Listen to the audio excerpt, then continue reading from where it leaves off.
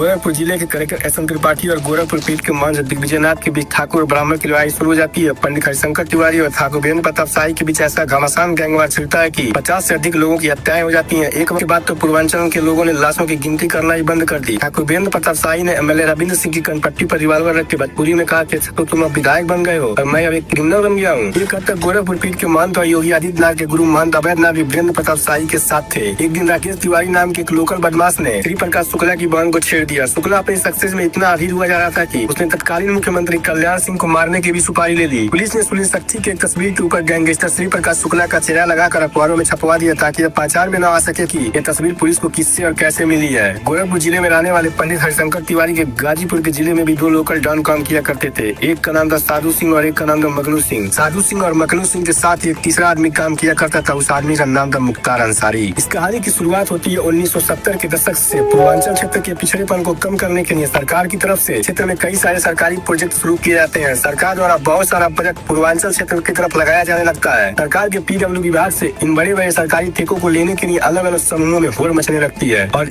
इस कारण पूर्वांचल क्षेत्र में गैंगवार और गुटबाजी की शुरुआत होती है। इसी पूर्वांचल क्षेत्र का एक जिला है गोरखपुर के पास ही कई जिले हैं, बलिया, आजमगढ़, वाराणसी, प्रतापगढ़, इलाहाबाद, मिर्जापुर, बस्ती, गोंडा। अलग अलग समय पर पैदा हुए अलग अलग डान की वजह से पूर्वांचल का साम्राज्य कभी बलिया रहा, कभी गोंडा तो कभी। अगर बात गोरखपुर की करें तो गोरखपुर के सत्ता के 3 केंद्र थे। पहला मठ टेम्पल जहाँ से योगी आदित्यनाथ आते हैं, यह हिंदू पॉलिटिक्स का केंद्र रहा। दूसरा हाता, यह ब्राह्मण राजनीति का केंद्र रहा। तीसरा क्षत्रिय, यह राजपूतों की राजनीति का केंद्र रहा। 70 के दशक में गोरखपुर यूनिवर्सिटी में 2 बड़े ताकतवर नेता रहे, एक बलवंत सिंह और दूसरे हरिशंकर तिवारी।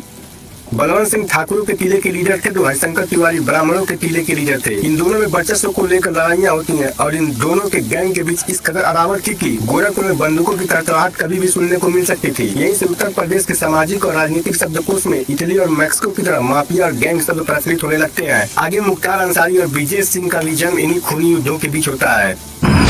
80 के दशक में ब्राह्मण और वर्चस्व की लड़ाई में करीब 50 से अधिक लोगों की हत्याएं होती हैं, जो 90 के दशक में इस लेवल में पहुंच जाती हैं कि लोगों ने लाशों की गिनती करना ही बंद कर दिया। लेकिन इस कास्टवाद की शुरुआत पंडित हरिशंकर तिवारी और वीरेंद्र प्रताप शाही के आने से पहले ही शुरू हो चुकी थी। इस पूरे गैंग सब गोरखपुर की कहानी को समझने के लिए उन जड़ों में जाना पड़ेगा। साल 1957 में गोरखपुर यूनिवर्सिटी की शुरुआत होती है। गोरखपुर यूनिवर्सिटी बनाने का आइडिया गोरखपुर आगरा यूनिवर्सिटी से जुड़े सेंट एंड्रयू कॉलेज के प्रिंसिपल डॉक्टर सीजे चाको का था। डॉक्टर सीजे चाको चाहते थे कि सेंट एंड्रयू कॉलेज को एक मिशनरी कॉलेज से ट्रांसफॉर्म करके एक रेजिडेंशियल यूनिवर्सिटी में बदल दिया जाए। सीजे चाको ने सितंबर 1948 में अपना आइडिया गोरखपुर के तत्कालीन डीएम एस एन त्रिपाठी को दिया, लेकिन सीजे चाको का यह आइडिया उनके ही कॉलेज यानी सेंट एंड्रयू कॉलेज की गवर्निंग बॉडी ने नकार दिया, यानी उसे रिजेक्ट कर दिया। इसके बाद भी गोरखपुर के कुछ महत्वपूर्ण लोगों ने यूनिवर्सिटी बनाने के लिए काम जारी रखा। सबसे पहले विश्वविद्यालय समिति बनाई गई। इन सभी लोगों ने कलेक्टर एस एन त्रिपाठी को इस समिति यानी ट्रस्ट का अध्यक्ष मान लिया था।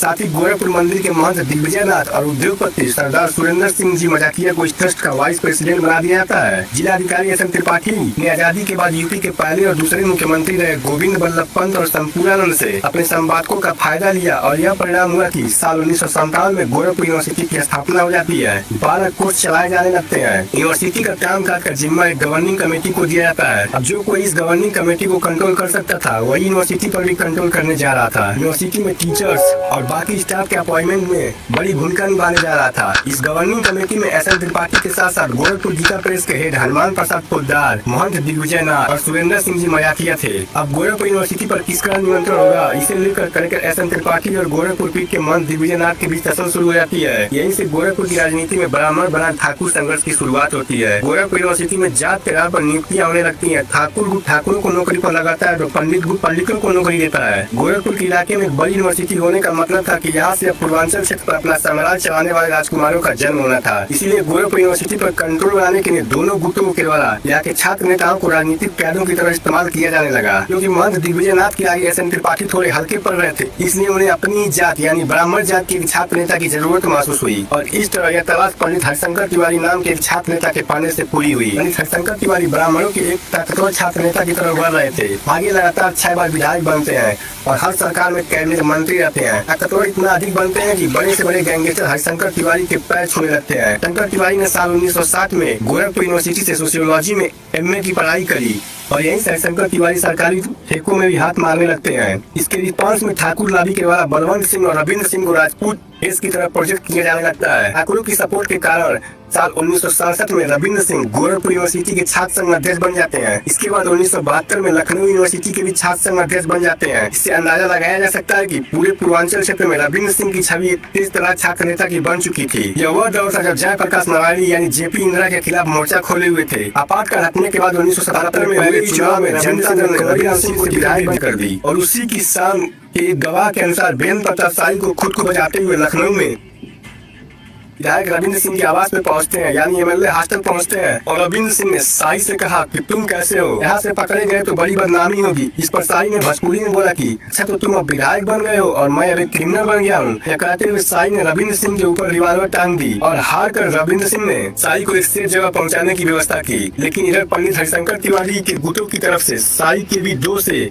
3 करीबी को एक बार फिर हत्या कर दी जाती है। दोनों ओर के लोगों को समझ में आने लगा कि असली दबदबा बनाना है तो राजनीति में जीतना होगा। साल 1974 में भी पंडित हरिशंकर तिवारी एमएलसी पद के लिए खड़े हुए, लेकिन हरिशंकर तिवारी को उनके ही जात के कांग्रेस उम्मीदवार शिवहर्ष उपाध्याय ने हरा दिया।